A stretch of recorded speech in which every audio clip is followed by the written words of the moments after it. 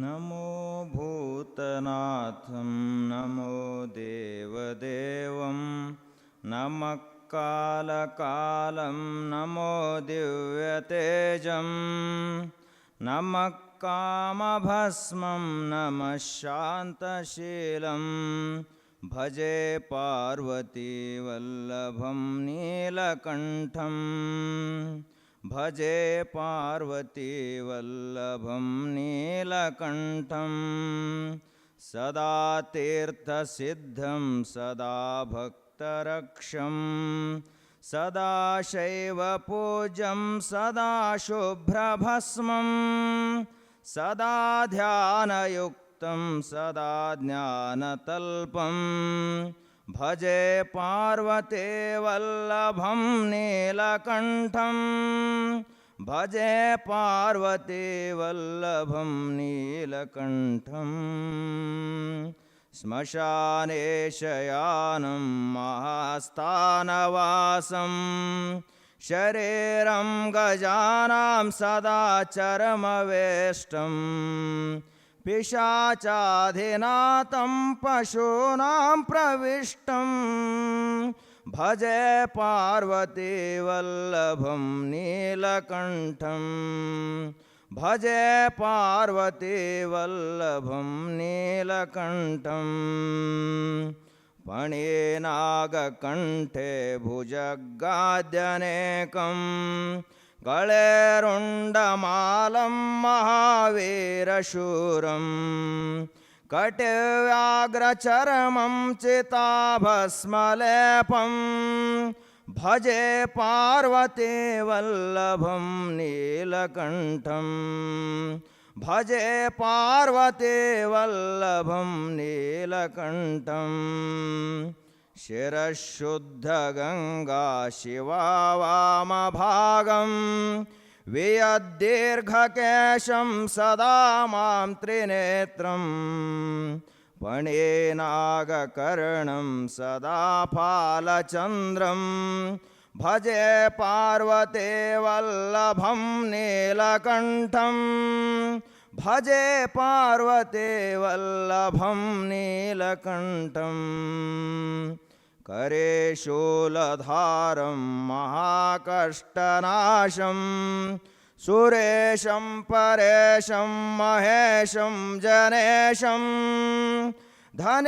धनेशामरेशं ध्वजेशं गिरीशं भजे पार्वतीवल्लभं नीलकण्ठं भजे पार्वतीवल्लभं नीलकण्ठं उदासं सुदासं सुकैलासवासं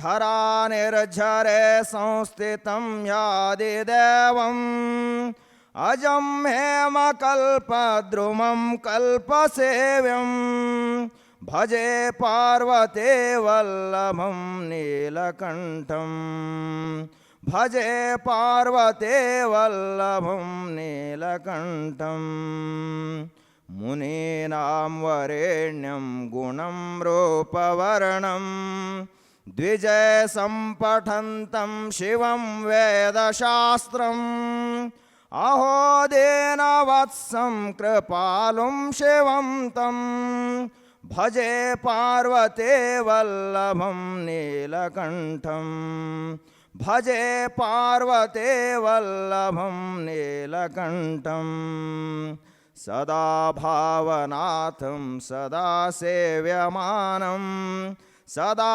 भक्तिदेवं सदा पूज्यमानं महातीर्थवासं सदा सेव्यमेकं भजे पार्वतीवल्लभं नीलकण्ठं भजे पार्वतीवल्लभं नीलकण्ठं नमो भूतनाथं नमो देवदेवं नमः कालकालं नमो दिव्यतेजं नमः कामभस्मं नमः शान्तशीलं भजे पार्वतीवल्लभं नीलकण्ठं ಭಜೆ ಪಾರ್ವತೆ ವಲ್ಲಭಂ ನೀಲಕಂಠಂ ಭಜೆ ಪಾರ್ವತೆ ವಲ್ಲಭಂ ನೀಲಕಂಠಂ.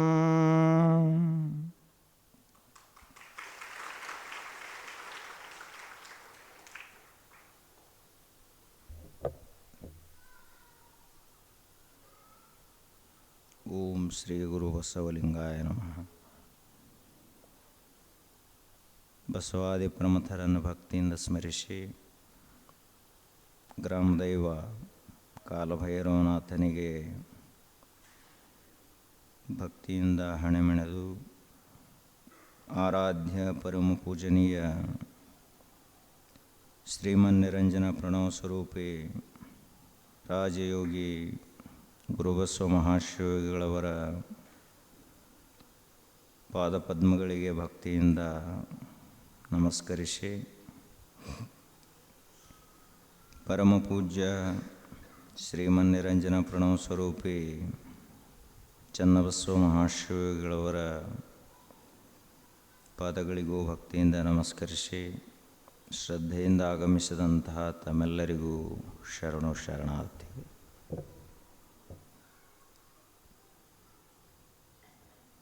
ಈ ವಿಶ್ವದ ಅತ್ಯಂತ ಶ್ರೇಷ್ಠ ಧರ್ಮ ಯಾವುದು ಅಂದರೆ ಪರಮಾತ್ಮನ ಭಕ್ತಿ.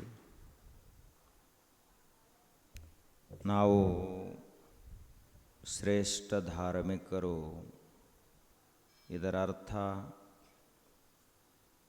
ನಿಷ್ಕಾಮ ಭಕ್ತಿಯನ್ನು ಮಾಡುವಂಥವರು. ಯಾವ ಮನುಷ್ಯ ಅನಾದ್ಯನಂತವಾಗಿರುವ ಸರ್ವತ್ರ ವ್ಯಾಪ್ತವಾಗಿರುವ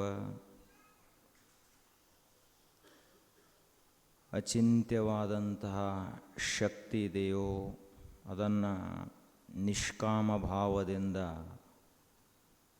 ಭಜಿಸ್ತಾನಲ್ಲ, ಅಂತಹ ಮನುಷ್ಯ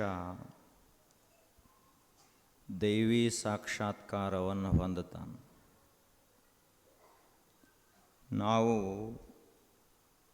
ಮನುಷ್ಯರಾಗಿ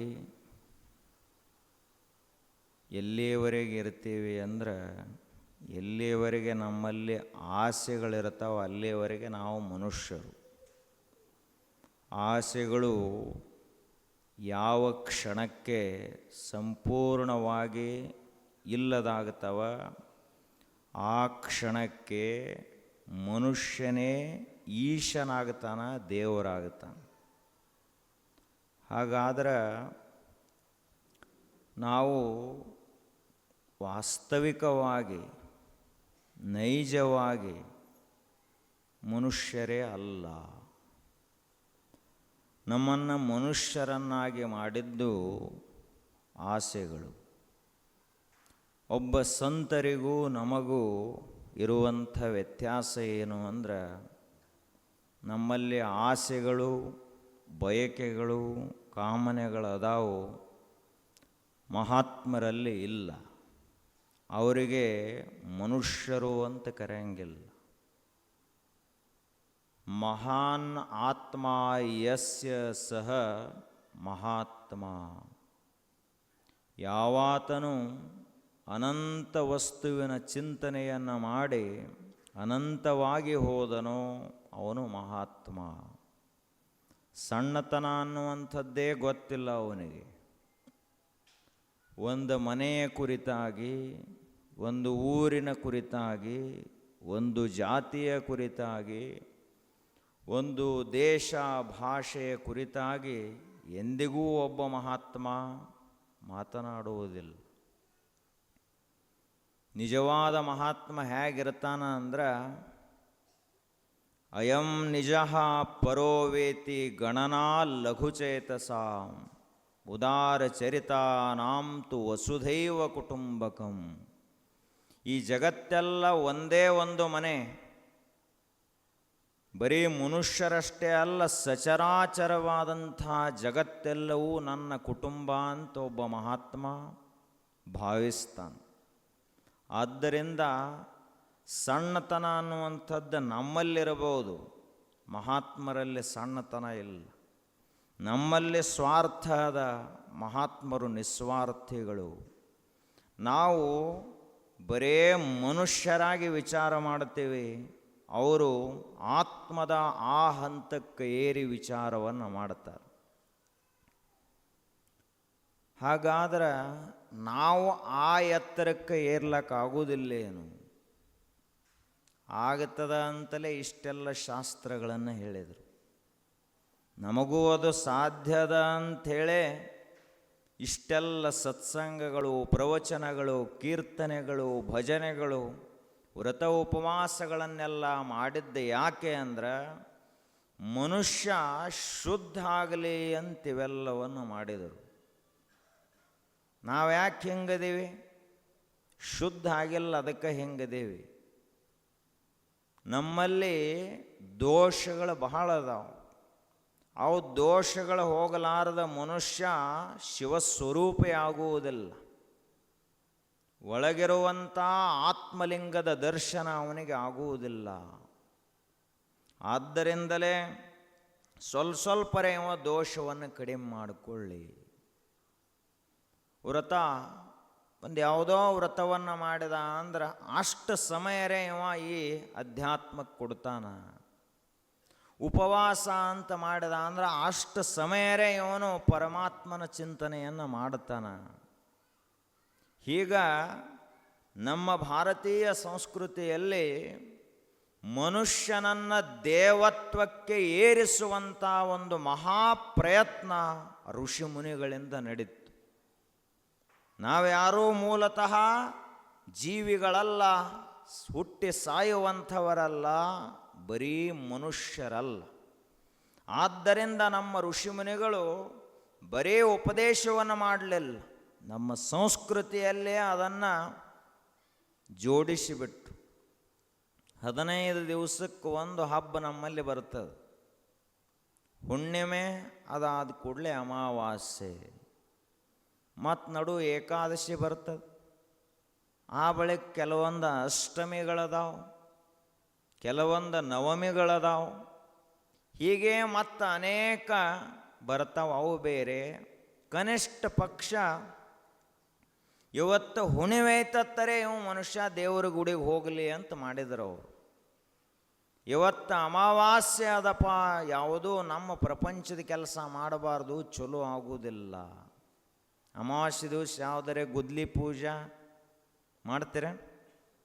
ಅಮಾವಾಸ್ಯೆ ದಿವಸ ಯಾವುದರೆ ಒಂದು ಹೊಸದು ಏನೂ ಇಲ್ಲ. ಅಮಾವಾಸ್ಯೆ ದಿವಸ ಬರೀ ಗುಡಿಗೆ ಹೋಗುವುದು, ಆ ಬಳಿಕ ಬೇರೆ ಬೇರೆ ಸ್ಥಾನಗಳಿಗೆ ಹೋಗುವುದು, ಪೂಜಾ ಮಾಡೋದು, ಇದನ್ನೇ ಮಾಡ್ತಾರೆ. ಯಾಕೆ ಹಂಗೆ ಮಾಡಿದರು ಅಂದರೆ ಎಂದರೆ ಇವಂತು ಪ್ರಪಂಚವನ್ನು ಮರೆತು ಪರಮಾರ್ಥ ಮಾಡಲಿ ಅಂತ ನಮ್ಮ ಋಷಿಮುನಿಗಳು ಹಂಗೆ ಮಾಡಿದರು.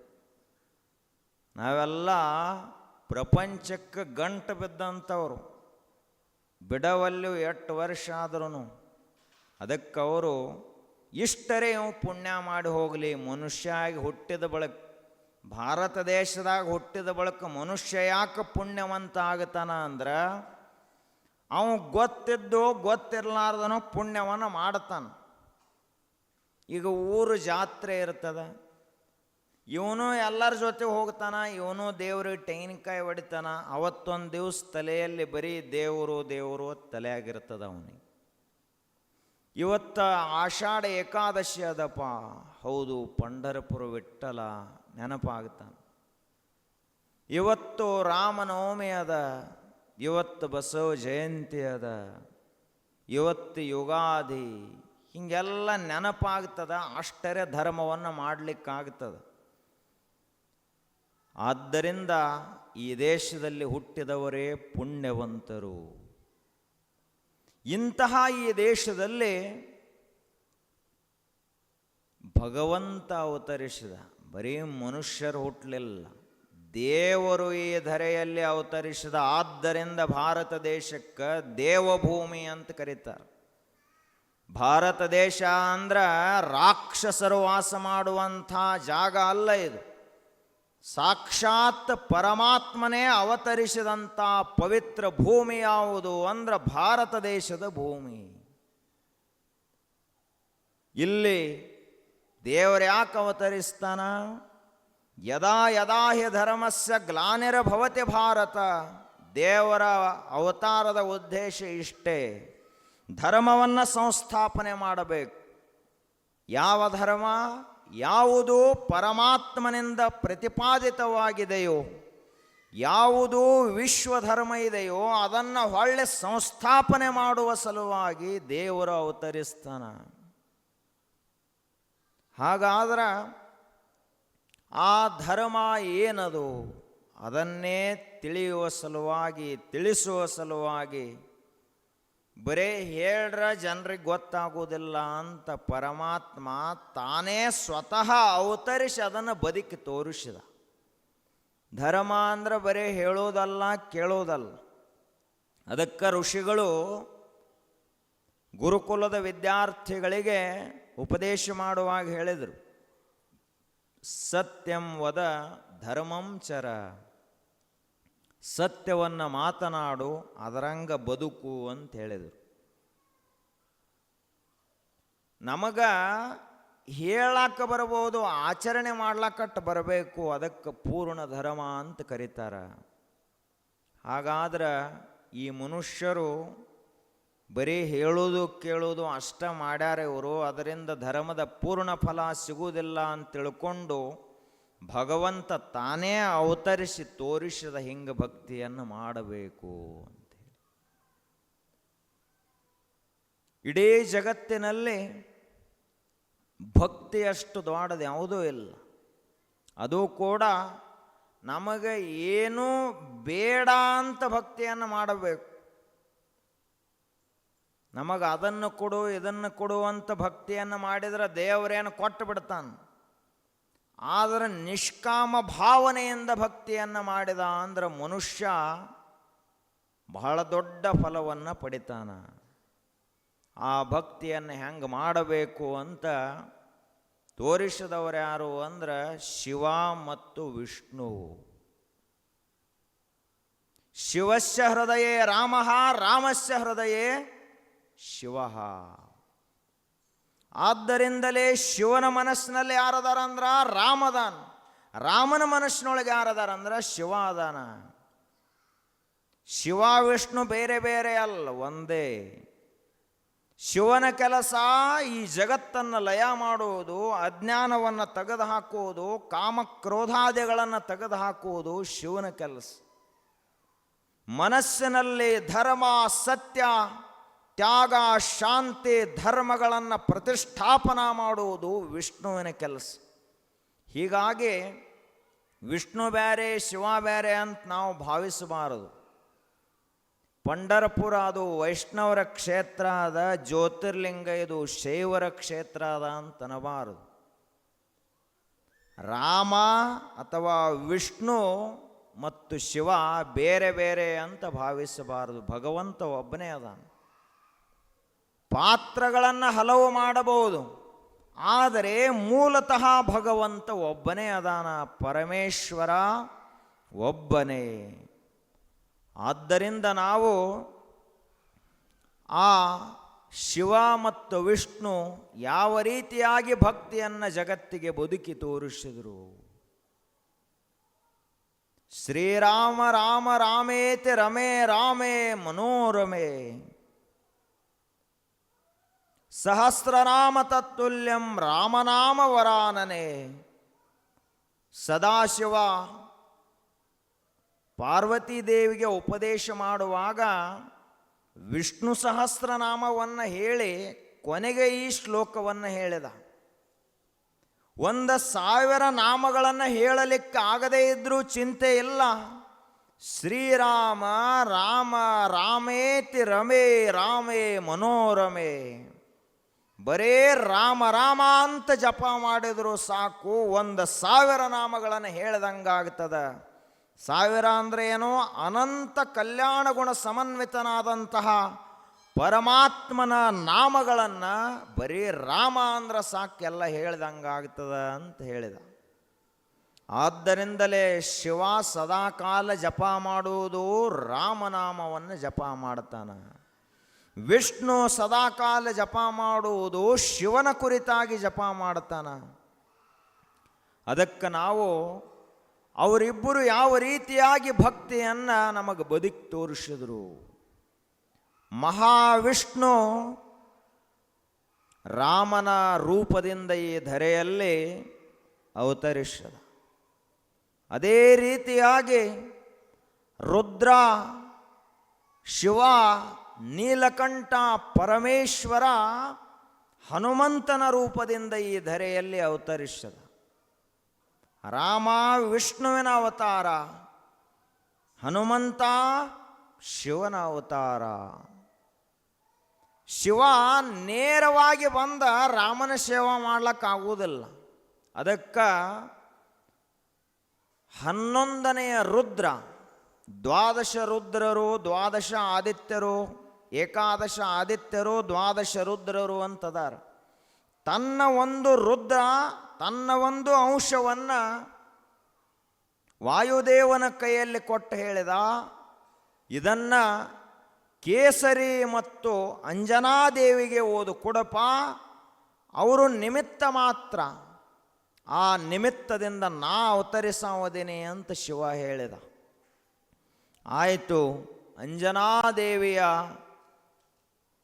ಅಂಜನೀ ಗರ್ಭ ಸಂಭೂತಂ, ಅಂಜನಾದೇವಿಯ ಉದರದಿಂದ ಸಾಕ್ಷಾತ್ ರುದ್ರನೇ ಅವತರಿಸಿದ ಅಂತ ಹೇಳ್ತಾರೆ. ಯಾರು ಅವತರಿಸಿದರು? ಹನುಮಂತ ಅಂದರೆ ಯಾರು? ರುದ್ರಾವತಾರಿ, ರುದ್ರಾಂಶ ಸಂಭೂತ. ಅಂಥ ಹನುಮಂತ ಅವತರಿಸಿದ. ಆ ಕಡೆಗೆ ಅಯೋಧ್ಯೆಯಲ್ಲಿ ರಾಮ ಅವತರಿಸಿದ. ಆ ನಂತರ ಆ ರಾಮ ಮತ್ತು ಹನುಮಂತರ ನಡುವೆ ನಡೆದಂಥ ಅದ್ವಿತೀಯವಾದಂಥ ಭಕ್ತಿ, ಶ್ರದ್ಧೆ, ಸೇವೆ, ಪರಮಾತ್ಮನ ಗುಣ ನಾಮ ಕೀರ್ತನೆಗಳ ಕುರಿತಾಗಿ ಒಂದು ಅದ್ವಿತೀಯವಾದಂತಹ ಮಹಾಕಾವ್ಯವೇ ಈ ಜಗತ್ತಿನಲ್ಲಿ ಹೊರಗೆ ಬಂತು. ಅದುವೇ ರಾಮಾಯಣ. ಹನುಮಂತ ಅಂದರೆ ಯಾರು? ರುದ್ರಾವತಾರಿ.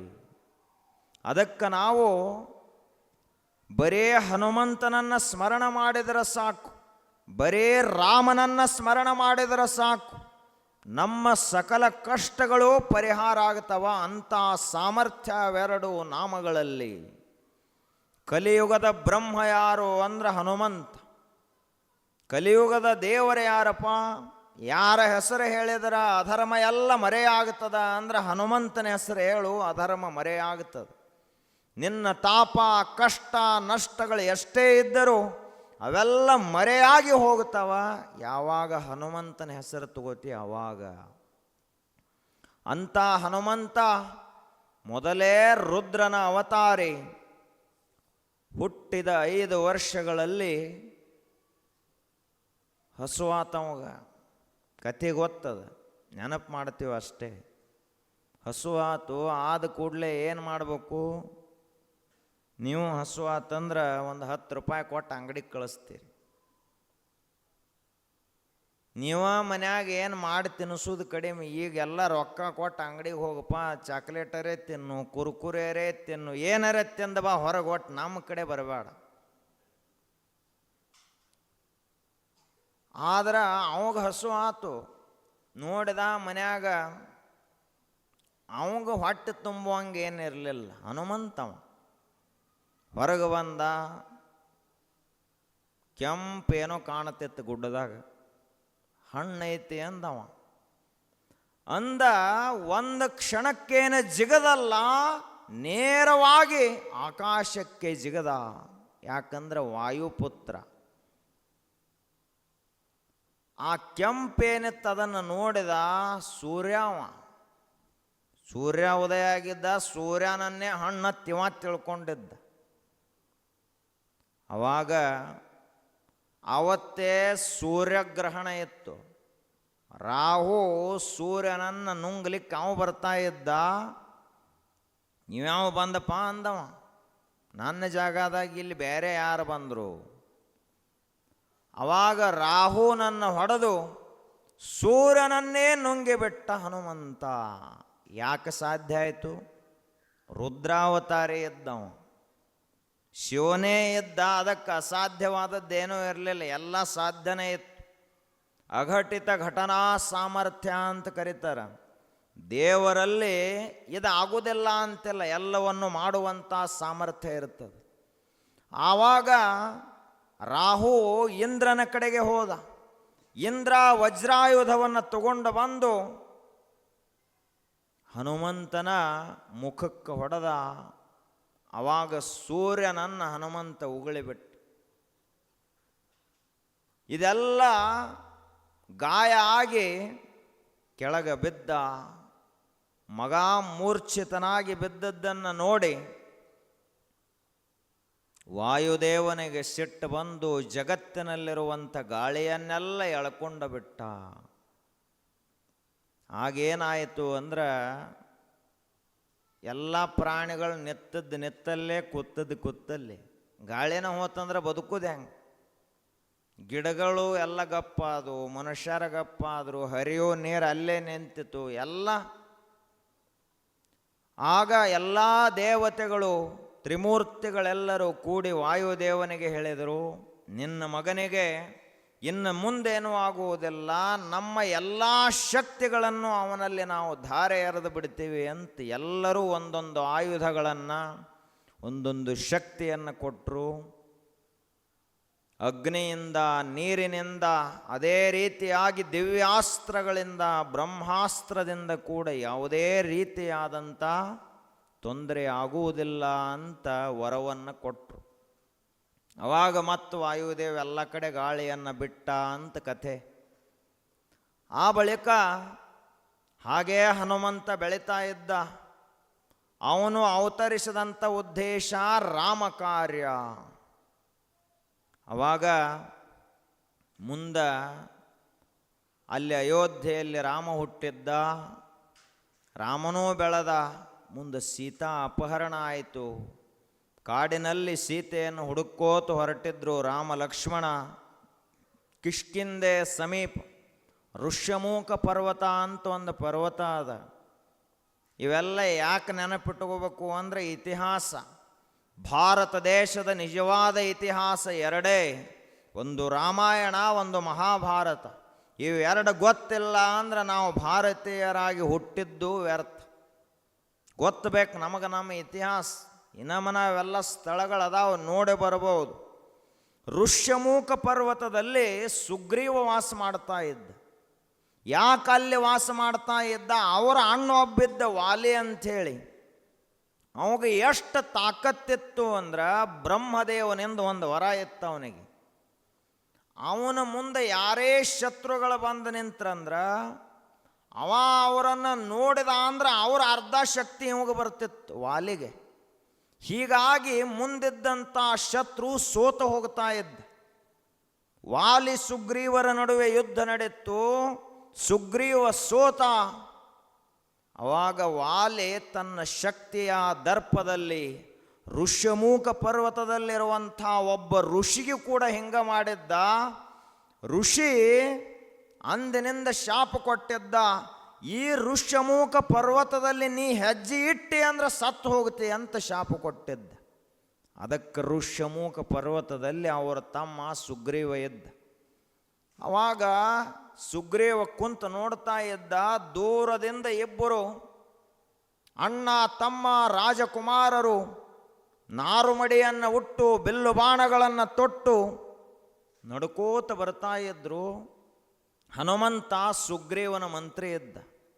ಹನುಮಂತಗೆ ಹೇಳಿದ ಸುಗ್ರೀವ, ನೋಡಪ್ಪ ಅವರು ಯಾರದಾರ ನೋಡು, ನಮ್ಮ ಅಣ್ಣನ ನಮ್ಮನ್ನು ಹೊಡೆಯುವ ಸಲುವಾಗಿ ಏನು ಕಳಿಸಾನೇನು ಬೇರೆ ಮಾರು ವೇಷದಲ್ಲಿ, ಗುಪ್ತ ವೇಷದಲ್ಲಿ.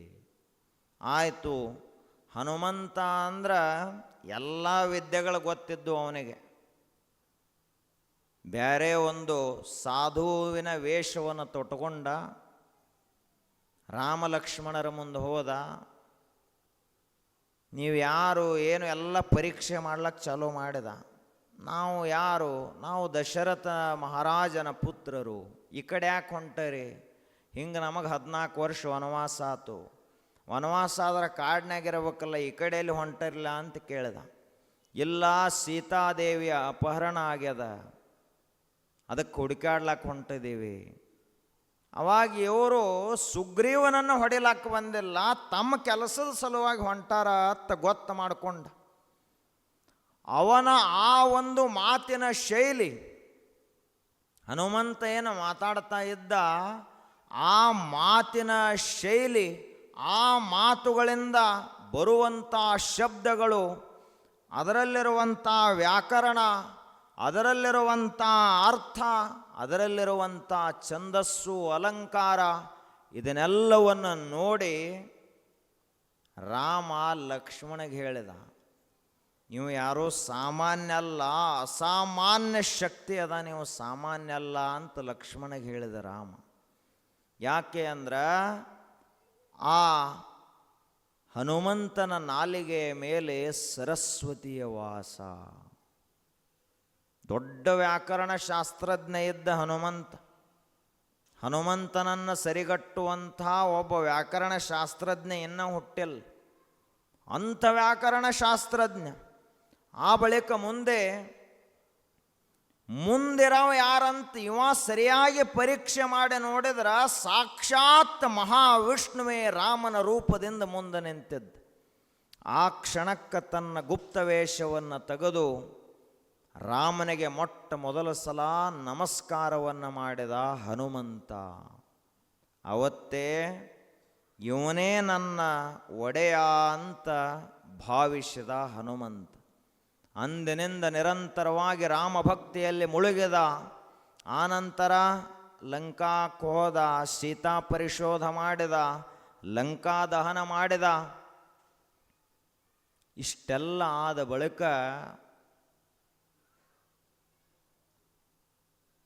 ರಾಮ ಅಯೋಧ್ಯೆಗೆ ಬಂದ ಬಳಿಕ ಅವರವ್ರು ಏನೇನು ಸೇವಾ ಮಾಡಿದ್ರೆ ಅವರಿಗೆಲ್ಲ ಒಂದೊಂದು ಫಲಗಳನ್ನು ಕೊಟ್ಟ. ವಿಭೀಷಣ ಅವನು ಸೇವಾ ಮಾಡಿದ್ದ, ಲಂಕಾಧಿಪತಿಯನ್ನಾಗಿ ಮಾಡಿದ ರಾಮ. ಆ ಬಳಿಕ ಸುಗ್ರೀವ ಮಾಡಿದ್ದ, ವಾಲಿಯನ್ನು ಸಂಹಾರ ಮಾಡಿ ಸುಗ್ರೀವನನ್ನು ಇಡೀ ಕಪಿ ಸೈನ್ಯಕ್ಕೆಲ್ಲ ರಾಜನನ್ನಾಗಿ ಮಾಡಿದ. ಅದೇ ರೀತಿಯಾಗಿ ಇನ್ನೂ ಹಲವಾರು ಜನ ವಾನರ ಸೇನಾಪತಿಗಳೇನಿದ್ರೋ ಅವರಿಗೆಲ್ಲ ರಾಮ ಒಂದೊಂದು ಒಳ್ಳೆಯ ಬಹುಮಾನವನ್ನು ಕೊಟ್ಟ. ಕೊನೆಗೆ ಇವನಿಗೂ ಕೇಳಿದ, ಹನುಮಂತಗೆ ನಿನಗೇನು ಬೇಕಪ್ಪ? ಆಗ ಹನುಮಂತ ಹೇಳಿದ, ನನ್ನ ಒಳಗೆ ಆಶಾನ ಎಲ್ಲ ಬೇಕಂತೇಳಿ ಏನು ಕೇಳಿ ಪರಮಾತ್ಮನೇ, ಬರೇ ಭಕ್ತಿ ಒಂದು ಕೊಟ್ಟು ಬಿಡು ಸಾಕು, ಎಲ್ಲ ಕೊಟ್ಟಂಗಾಗ್ತದ ಅಂತ ಹೇಳಿದ. ಭಕ್ತಿ ಒಂದು ಕೊಡು, ಅದು ಒಂದಿಲ್ಲ ಅಂದರೆ ಯಾವೂ ಇರೋದಿಲ್ಲ. ಅದಕ್ಕೆ ನನಗೆ ನಿಷ್ಕಾಮ ಭಕ್ತಿಯನ್ನು, ಅಖಂಡ ಭಕ್ತಿಯನ್ನು ಒಂದು ಕೊಟ್ಟು ಬಿಡು ಅಂತ ಕೇಳಿದ. ಆವಾಗ ರಾಮ ಆಯಿತು ಅಂಥೇಳಿ ಅವನಿಗೆ ವರವನ್ನು ಕೊಟ್ಟ. ಆನಂತರ ಒಂದು ದಿನ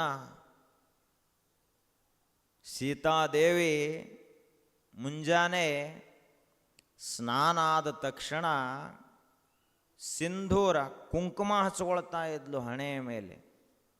ಹನುಮಂತ ಕೇಳಿದ, ಗೊತ್ತೇ ಇಲ್ಲ ಏನು, ಅತ್ಯಂತ ಭಯಭಕ್ತಿಯಿಂದ ಕೇಳಿದ, ತಾಯಿ ಇದು ಏನು ಇಷ್ಟು ದೊಡ್ಡ ಕುಂಕುಮ ಹಚ್ಕೊಳತ್ತಿಲ್ಲ, ಇಟ್ಟ್ಯಾಕೆ ದೊಡ್ಡದು ಹಚ್ಕೊಳತ್ತಿದೆ ಅಂತ ಕೇಳಿದವ. ಆಗ ಸೀತಾದೇವಿ ಹೇಳಿದ್ಲು, ಕುಂಕುಮ ಎಷ್ಟು ದೊಡ್ಡದಿರ್ತೈತಲ್ಲ ಅಷ್ಟು ಗಂಡನ ಆಯುಷ್ಯ ಹೆಚ್ಚಾಗ್ತದ, ಗಂಡ ಅಷ್ಟು ಆರೋಗ್ಯವಾಗಿರ್ತಾನ. ನನ್ನ ಶ್ರೀರಾಮಚಂದ್ರ ದೀರ್ಘಾಯುಷ್ಮಂತನಾಗಬೇಕು, ಸದಾ ಕಾಲ ಆರೋಗ್ಯವಂತವಾಗಿರಬೇಕು, ಅದಕ್ಕೆ ಕುಂಕುಮವನ್ನು ಹಚ್ಕೊಳ್ಳತ್ತೇನೆ ಅಂತ ಸೀತಾದೇವಿ ಹೇಳಿದ್ಲು. ಮರುದಿವಸ ಬದಲಾದ ಚಿತ್ರಣ. ಹನುಮಂತ ಮರುದಿವಸ ಕೆಂಪಾಗಿಬಿಟ್ಟ. ರಾಮನ ಮುಂದೆ ಬಂದು ನಿತ್ತ. ರಾಮ ಗುರುತು ಹಿಡಿವಲ್ಲ ಇವನು, ಏನು ಅವತಾರ ಅಂತ ಕೇಳಿದ. ಅವಾಗ ಹನುಮಂತ ಹೇಳಿದ, ಹಿಂಗ ನಿನ್ನೆ ಸೀತಾಮಾತೆಗೆ ನಮಸ್ಕಾರ ಮಾಡೋ ಮುಂದೆ ಸೀತಾದೇವಿ ಸಿಂಧೂರವನ್ನು ಹಚ್ಕೊಳ್ತಾ ಇದ್ಲು, ಕುಂಕುಮವನ್ನು.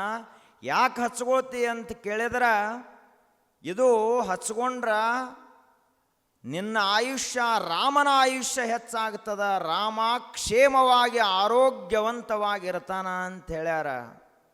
ಅದಕ್ಕೆ ಬರೀ ಹಣೆ ಮೇಲೆ ಹಚ್ಕೊಳ್ಳೋದಾದ್ರೆ ರಾಮ ಆರಾಮಿರೋದಾದ್ರೆ ನಾ ಮೈತುಂಬ ಹಚ್ಕೋತೀನಿ ಅಂತ ಮೈತುಂಬ ಹಚ್ಕೊಂಡಿದ್ದ. ಆವಾಗ ಇವನ ನಿಷ್ಕಲ್ಮಶವಾದಂಥ ಭಕ್ತಿಯನ್ನು ನೋಡಿ ರಾಮ ಒಂದು ವರವನ್ನು ಕೊಟ್ಟ. ಇಂದಿನಿಂದ ನಿನಗ ಒಂದು ದಿನ, ವಾರದಲ್ಲಿ ಒಂದು ದಿವಸ ಅಥವಾ ವಿಶೇಷ ಪೂಜೆಗಳಲ್ಲಿ ಸಿಂಧೂರವನ್ನೇ ಸಂಪೂರ್ಣವಾಗಿ ಹನುಮಂತನಿಗೆ ಹಚ್ತಾರೆ. ಒಂದು ದಿವಸ ಪೂಜೆ ಏನಿರ್ತದೆ ಹನುಮಂತಂದು, ಇಡೀ ಕೆಂಪಾಗಿ ಎಲ್ಲ ಕುಂಕುಮದ ಪೂಜೆಯನ್ನೇ ಮಾಡಿರ್ತಾರೆ. ಯಾರು ತಮ್ಮ ಕಷ್ಟಗಳನ್ನು ಪರಿಹರಿಸಿಕೊಳ್ಳುವವರದಾರ, ಯಾರಿಗೆ ತಮ್ಮ ಇಷ್ಟಾರ್ಥ ಸಿದ್ಧಿ ಆಗಬೇಕನ್ನೋರದಾರ, ಅವರು ಸಿಂಧೂರದಿಂದ ಇಡೀ ಹನುಮಂತನನ್ನು ಅಲಂಕಾರ ಮಾಡಿದರು ಅಂದ್ರೆ ಅವರಿಗೆ ಇಷ್ಟಾರ್ಥ ಸಿದ್ಧಿ ಆಗ್ತದ. ಅವರು ತಮ್ಮ ಮನೋಕಾಮನೆಗಳನ್ನು ಪೂರ್ತಿ ಮಾಡ್ಕೋತಾರೆ.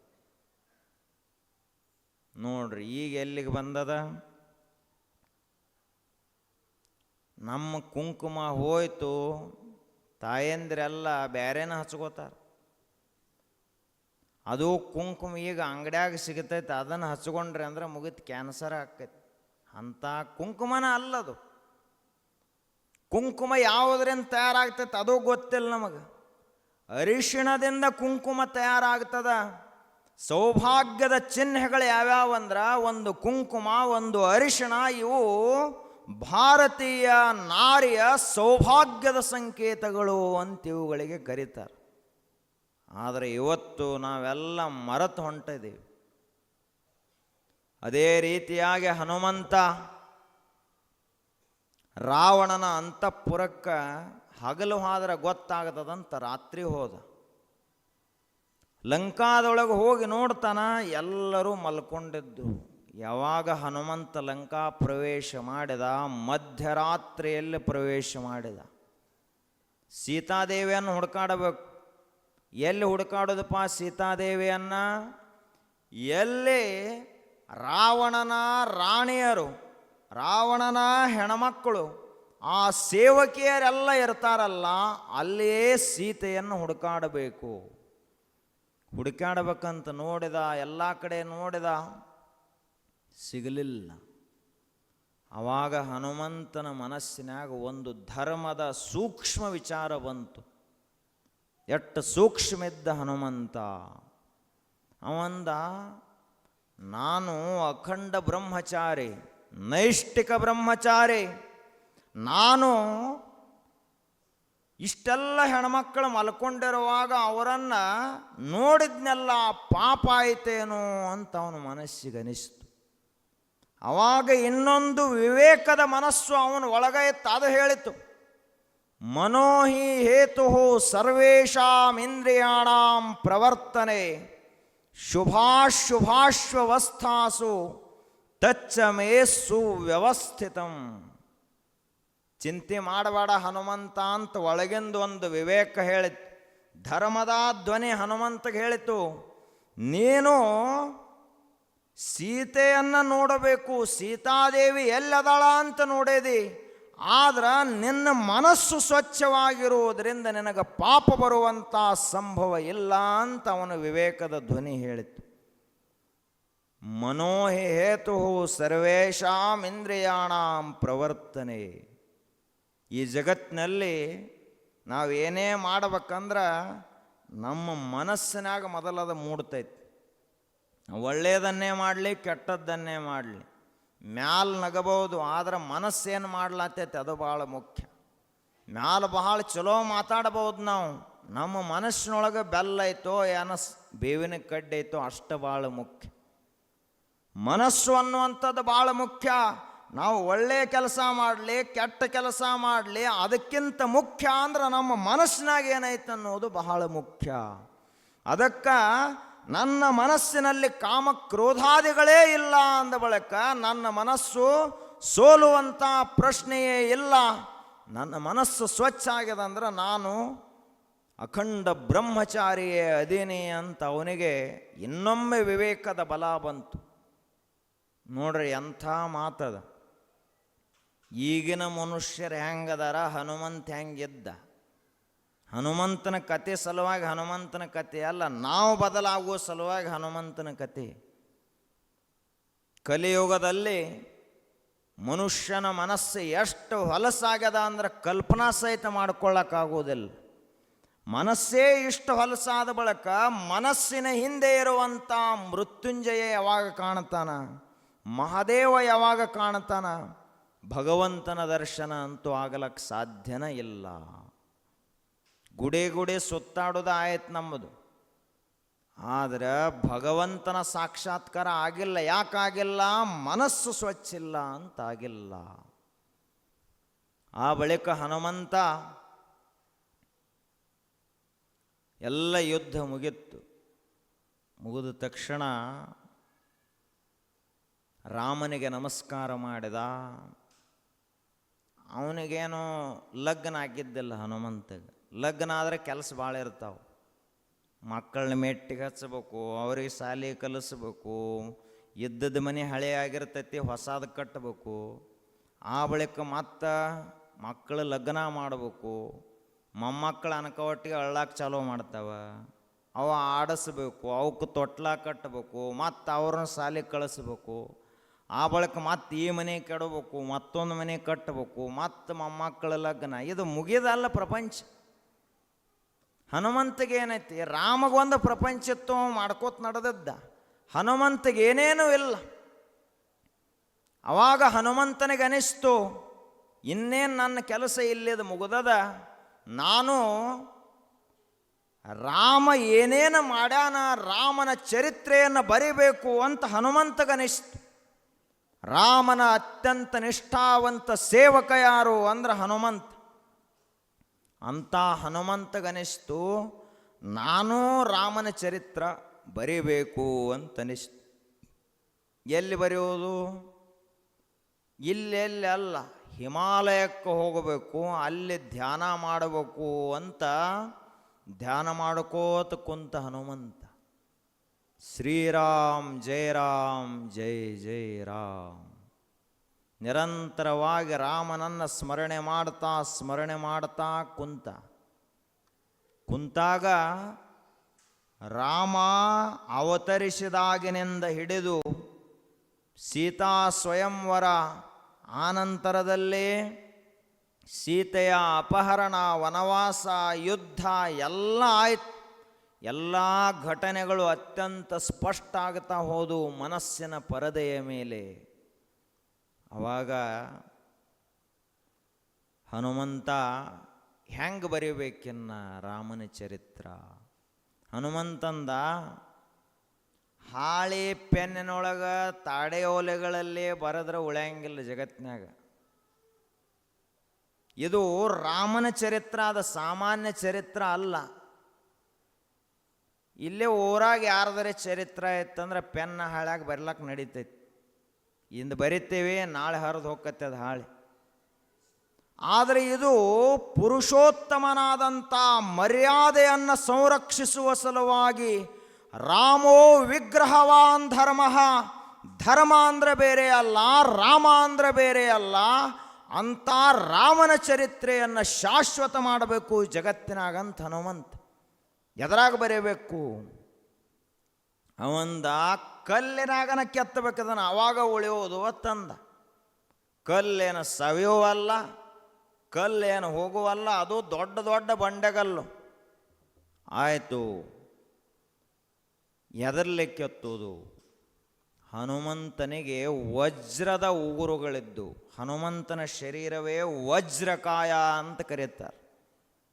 ಅತುಲಿತ ಬಲಧಾಮಂ ಹೇಮ ಶೈಲಾಭದೇಹಂ ಧನುಜವನ ಕೃಶಾನು ವಾನರಾಣಾಮಧೀಶಂ ರಘುಪತಿ ಪ್ರಿಯ ಭಕ್ತಂ ವಾತ ಜಾತಂ ನಮಾಮಿ ಅಂತ ಹೇಳ್ತಾರೆ. ವಜ್ರ ಶರೀರಿ ಹನುಮಂತ ತನ್ನ ವಜ್ರದ ಉಗುರುಗಳಿಂದ ಕೆತ್ತಲಾಕ್ ಚಾಲೋ ಮಾಡಿದ ರಾಮನ ಚರಿತ್ರೆಯನ್ನು ಬರೆಯಲಾಕ್ ಚಾಲೋ ಮಾಡಿದ. ಕಲ್ಪನಾ ಮಾಡ್ಕೋಬೇಕು ನಾವೆಲ್ಲ. ಯಾರ ರೋಮಗಳು ರಾಮ ರಾಮ ರಾಮ ಅಂತ ಹಗಲ ರಾತ್ರಿ ಅನ್ನದೇ ಜಪ ಮಾಡ್ತಾ ಇದ್ದು ಅಂಥ ಹನುಮಂತನ ಚರಿತ್ರ ಬರೆಯಲಾಕ್ ಚಾಲೋ ಮಾಡಿದ ಅಂದ್ರೆ ಆ ಕತೆ ಹಂಗಿರಬಾರದು. ಬರೆದವ್ರು ಯಾರೂ ಅಲ್ಲ, ಸಾಕ್ಷಾತ್ ರುದ್ರಾವತಾರಿಯಾದ ಹನುಮಂತ ಬರೆಯಲತ್ತಾನ. ಮನುಷ್ಯರಂತೂ ಅಲ್ಲವೇ ಅಲ್ಲ, ಋಷಿಗಳೂ ಅಲ್ಲ, ಸಾಕ್ಷಾತ್ ಶಿವನೇ ಹನುಮಂತನ ರೂಪದಿಂದ ಬಂದ ರಾಮನ ಚರಿತ್ರ ಬರೆಯಲತ್ತಾನ. ಅವಾಗ ಬರದ ಹನುಮಂತ ರಾಮನ ಚರಿತ್ರ ಬರೆಯಲತ್ತಾನ ಅನ್ನೋ ಸುದ್ದಿ ವಾಲ್ಮೀಕಿ ಮಹರ್ಷಿಗಳಿಗೆ ಬಂದು ಮುಟ್ಟಿದ ಬಳಿಕ ವಾಲ್ಮೀಕಿ ಮಹರ್ಷಿಗಳು ಹಿಮಾಲಯಕ್ಕೆ ಹೋದರು ನೋಡ್ಲಾಕ. ಅವರು ಬಂಡೆಗಲ್ಲ ಮ್ಯಾಲ ಎಂದೂ ಒಡೆಲಾರದ ಕಲ್ಲ, ಆ ಹಿಮಾಲಯದ ಕಲ್ಲಿನ ಮೇಲೆ ಹನುಮಂತ ಕೆತ್ತಿದ್ದ ರಾಮನ ಚರಿತ್ರೆಯನ್ನು. ಅದನ್ನು ವಾಲ್ಮೀಕಿ ಮಹರ್ಷಿಗಳು ಓದಿದ್ರು. ಏನದು ಬರದವ ಯಾರು? ಹನುಮಂತ. ಸಾಮಾನ್ಯ ಅಲ್ಲ. ಹನುಮಂತ ಅಂದರೆ ಇಂಥವ ಒಂದು ಕ್ಷಣ ಸಹಿತ ಅವನ ಮನಸ್ಸು ಪ್ರಪಂಚದ ಕಡೆ ಹರಿಲಿಲ್ಲ, ಅವಾಗ ಹನುಮಂತ ಅಂತ ಕರೀತಾರೆ. ಒಂದು ಕ್ಷಣ ಸಹಿತ ಹರಿಲಿಲ್ಲ, ಒಂದು ಕ್ಷಣ ಸಹಿತ ಹೊಯ್ದಾಡಲಿಲ್ಲ. ನಿರ್ವಿಕಾರ ಅಂದ್ರೆ ನಿರ್ವಿಕಾರ, ಅಖಂಡ ಬ್ರಹ್ಮಚರ್ಯ ಅಂದ್ರೆ ಅಖಂಡ ಬ್ರಹ್ಮಚರ್ಯ. ವಾಲ್ಮೀಕಿ ಮಹರ್ಷಿಗಳು ಓದ್ತಾ ಹೋದ್ರು. ಅವ್ರಿಗೆ ಗೊತ್ತಿರಲಾರ್ದ ಕಣ್ಣೊಳಗಿನಿಂದ ಧಾರಾಕಾರವಾಗಿ ನೀರು ಹರಿಲಾಕ್ ಚಾಲೋ ಆತ್ ವಾಲ್ಮೀಕಿ ಮಹರ್ಷಿಗಳಿಗೆ. ಏನಪ್ಪ ಹಿಂಗೂ ಬರಿಬಹುದನ್ನ ಚರಿತ್ರೆ ಅಂತ ಅವ್ರಿಗೆ ಅನಿಸ್ತು. ಅವರು ಬರೆದಿದ್ರೆ ಮತ್ತು 24,000 ಶ್ಲೋಕಗಳ ರಾಮಾಯಣವನ್ನು ಆದಿಕವಿ ವಾಲ್ಮೀಕಿ ಮಹರ್ಷಿಗಳು ಬರೆದಿದ್ರು. ಆದರೆ ಯಾವಾಗ ಹನುಮಂತ ಬರೆದ ರಾಮಾಯಣವನ್ನು ಓದ್ಲಾಕ್ ಚಾಲೋ ಮಾಡಿದರು, ಹನುಮತ್ ರಾಮಾಯಣವನ್ನು, ಅವರಿಗನಿಸ್ತು ನನ್ನ ರಾಮಾಯಣ ಇನ್ಯಾರು ಓದ್ತಾರ ಮುಂದೆ ತನಿಸ್ತು ವಾಲ್ಮೀಕಿ ಮಹರ್ಷಿಗಳಿಗೆ. ಯಾಕಂದ್ರೆ ಹೋಳಿಗೆ ಉಂಡ ಬಳಕ ಉಳ್ಕಿದ್ದ ಸಜ್ಕ ಯಾರು ಉಣ್ತಾರೇನು? ಹೋಳಿಗೆ ಉಂಡ ಬಳಕ ಹೋಳಿಗೆ ತುಪ್ಪ ಎಲ್ಲ ಉಂಡ ಬಳಕ ಇದೊಂದು ತುಸು ಸಜ್ಕ ಮಾಡಿದೆವು ಉಂಡ್ರಿ ಅಂದ್ರೆ ತೆಗೆದಿಡ್ರಿ ನೋಡೋನು ನಾಳೆ. ಇಲ್ರಿ ನಾವು ಭಾಳ ಕಷ್ಟಪಟ್ಟು ಮಾಡಿದೆವು, ಮಾಡೋರೆ ಅಕ್ಕರೆ ಈಗ ಹೋಳಿಗೆ ಉಂಡದೇವ್ರಿ ಮುಗಿತು ಕೆಲಸ ಇನ್ನ ಅಂತ ಹೇಳ್ತಾರೆ. ಭಾಳ ಅಂದ್ರೆ ಸಾರು ಕುಡಿತೇವ್ರಿ ಮುಗಿತ್ತು ಅಂತ ಹೇಳ್ತಾರೆ. ಹಂಗೆ ಹೋಳಿಗೆ ಉಂಡಂಗೆ ಹನುಮಂತ ಚರಿತ್ರೆಯನ್ನು ಬರೆದಿದ್ದ ಅಂಥ ರುಚಿಯಾಗಿತ್ತು. ಅದನ್ನು ಓದಿದ್ರನ ಸಾಕು ರಾಮ ನಾಮಾಮೃತದಲ್ಲಿ ಮುಳುಗಿ ಹೋಗ್ತಾ ಇದ್ದ ಮನುಷ್ಯ ರಾಮ ಭಕ್ತಿಯಲ್ಲಿ ಮುಳುಗಿ ಇವನೇ ರಾಮನಾಗಿ ಬಿಡುತ್ತಿದ್ದ. ಅಂಥ ಚರಿತ್ರೆಯನ್ನು ಹನುಮಂತ ಬರೆದಿದ್ದ. ಆವಾಗ ವಾಲ್ಮೀಕಿ ಮಹರ್ಷಿಗಳು ಚಿಂತೆಯಲ್ಲಿ ಒಳಗಾಗಿ ಒಂದು ಕಲ್ಲ ಮೇಲೆ ಹೋಗಿ ಕುಂತರು. ಹನುಮಂತ ನೋಡಿದ, ಯಾಕೆ ಮಹರ್ಷಿಗಳೇ ಚಿಂತೆಗೆ ಒಳಗಾಗ್ಯಾರಲ್ಲ ಯಾಕೆ ಅಂತ ಕೇಳಿದ.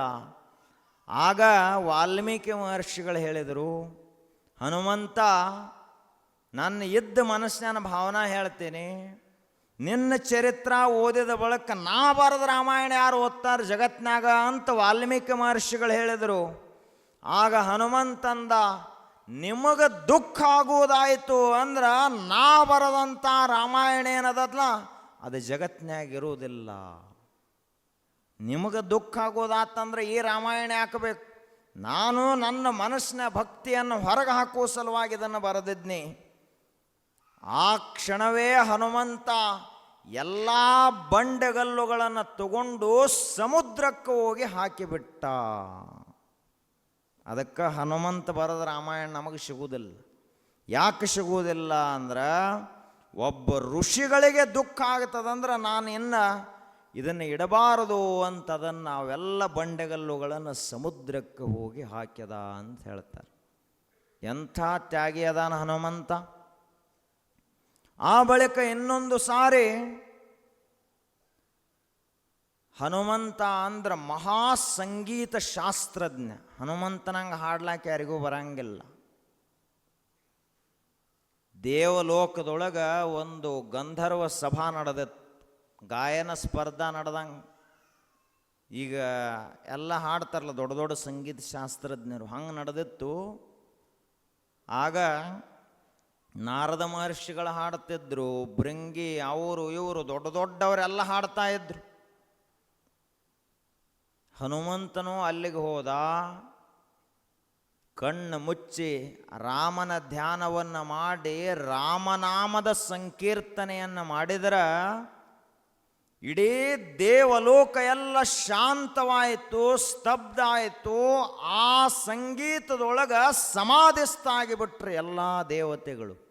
ಅಷ್ಟು ಅದ್ಭುತವಾಗಿ ಹನುಮಂತ ಸಂಕೀರ್ತನೆಯನ್ನು ಮಾಡಿದ. ಆವಾಗ ನಾರದ ಮಹರ್ಷಿಗಳಂದರು, ನಾವು ಕೀರ್ತನ ಮಾಡಿದ್ರೆ ಇನ್ನು ನಾ ಕೀರ್ತನ ಮಾಡವ, ಕೀರ್ತನ ಒಂದು ಬೇರೆ, ದೇವರೊಬ್ಬ ಬೇರೆ ಇರ್ತಿದ್ದ.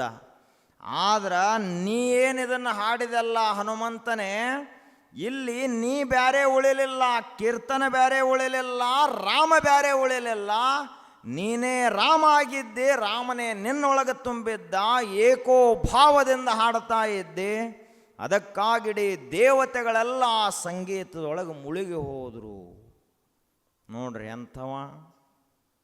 ಆದ್ದರಿಂದ ಹನುಮಂತ ಅಂದ್ರೆ ಮಹಾ ಸಂಗೀತ ಶಾಸ್ತ್ರಜ್ಞ, ಮಹಾ ವ್ಯಾಕರಣ ಶಾಸ್ತ್ರಜ್ಞ, ಮಹಾಯೋದ್ಧ. ಹನುಮಂತನಂಥ ಯೋದ್ಧ ಯಾರೂ ಇಲ್ಲ. ಎಲ್ಲರೂ ಶಸ್ತ್ರಾಸ್ತ್ರಗಳನ್ನು ತಗೊಂಡು ಯುದ್ಧ ಮಾಡಿದರೆ ಹನುಮಂತ ಗುಡ್ಡನ ತಂದು ಯುದ್ಧ ಮಾಡವ.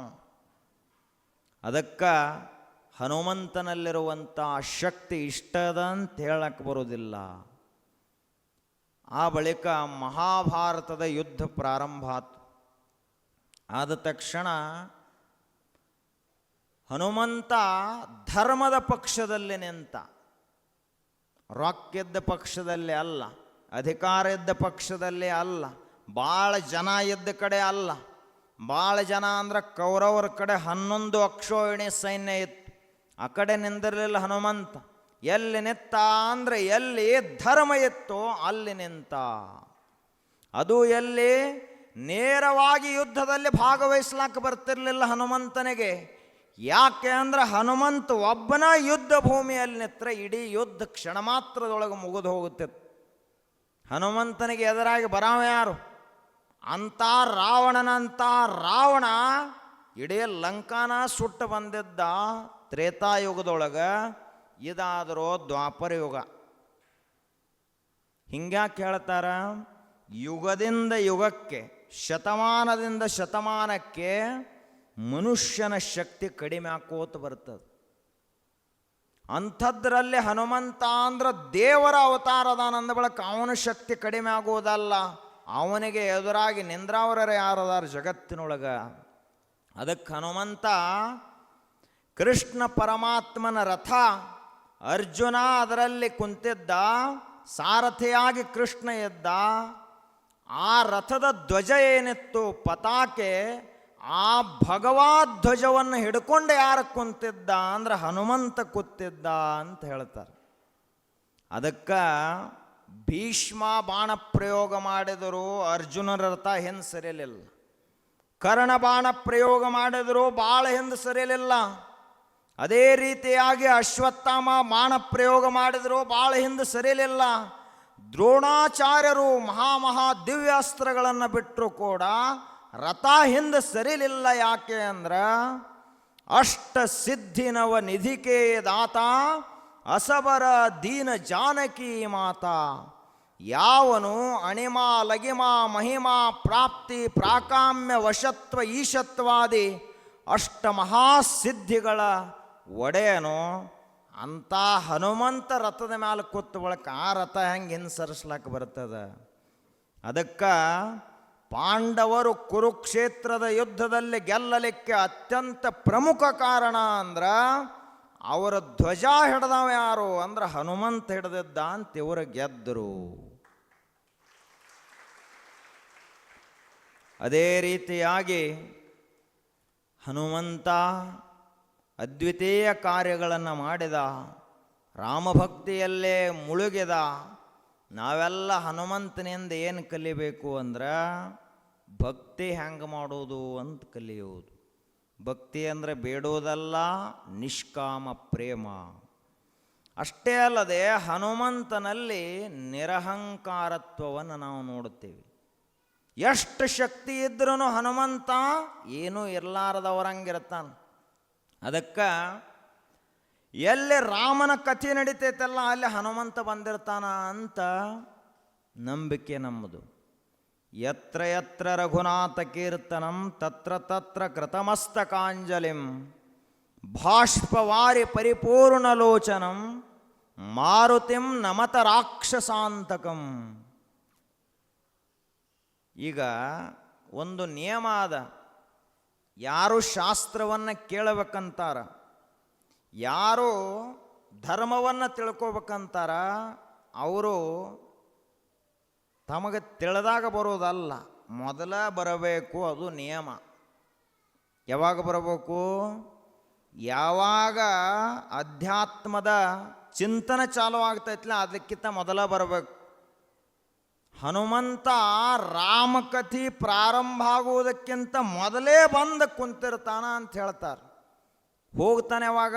ರಾಮಕಥೆ ಮುಗಿದ ಬಳಿಕ ಹನುಮಂತ ಹೋಗ್ತಾನೆ ಅಲ್ಲಿಂದ. ಇವತ್ತಿಗೂ ನಿಮಗೆ ಹನುಮಂತನ ದರ್ಶನ ಆಗಬೇಕಾದ್ರೆ, ನಮ್ಮೆಲ್ಲರಿಗೆ ಹನುಮಂತನ ದರ್ಶನ ಆಗಬೇಕಂದ್ರೆ ಏನೂ ಮಾಡೋದು ಬೇಡ.